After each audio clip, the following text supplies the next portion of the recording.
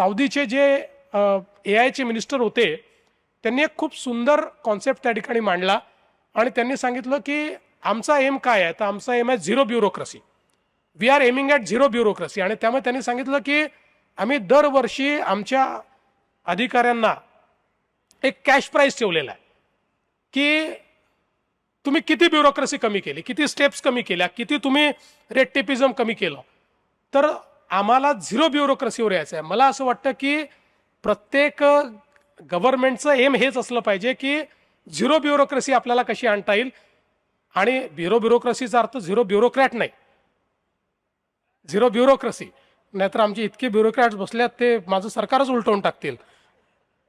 तर zero bureaucracy कशी आणायची, तर या दृष्टीने मला असं वाटतं की हे जे आज आपण ई गव्हर्नन्स जो आणतो आहोत किंवा सर्व्हिस डिलिव्हरी सिस्टीममध्ये AIचा उपयोग करून जी एक गतिशीलता आता आपण आणतोय, जे त्याच्यामध्ये एक एफिशियन्सी आणतोय, या सगळ्या गोष्टींमुळे येत्या काळामध्ये खूप मोठ्या प्रमाणात आपल्याला बदल झालेला दिसेल. कारण या दुसऱ्या माझ्या किंवा तिसऱ्या माझ्या टर्ममध्ये मी हा प्रयत्न केलेला आहे की आपल्याला गव्हर्नमेंट हे एक इन्स्टिट्यूशन म्हणून बिल्ड करता आलं पाहिजे.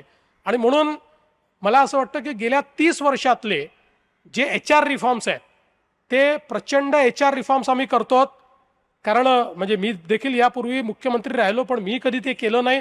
पण माझ्या लक्षात आलं की तुम्हाला जर गव्हर्नमेंट इन्स्टिट्यूशन म्हणून बिल्ड करायचं असेल तर इन्स्टिट्यूशनचा कणा हा HR रिफॉर्म्स असतो. त्यामुळे प्रचंड मोठे HR रिफॉर्म्स आम्ही करतो, मोठ्या प्रमाणात टेक्नॉलॉजीचा उपयोग करतो आणि त्या माध्यमातून 100 दिवसाचा कार्यक्रम आणि 150 दिवसाचा कार्यक्रम या 2 कार्यक्रमांनी आमचे जे काही वेगवेगळे विभाग आहेत या विभागांना देखील त्या ठिकाणी कॉन्फिडन्स आलाय की आपण हे करू शकतो, हे आपल्याला करणं शक्य आहे. कारण अनेक विभागांनी ते करून दाखवलेलं आहे. आणि म्हणून मला असं वाटतं की एक वेगळं गव्हर्नन्सचं मॉडेल हे तयार करण्याचा प्रयत्न या माध्यमातून आम्ही करतो.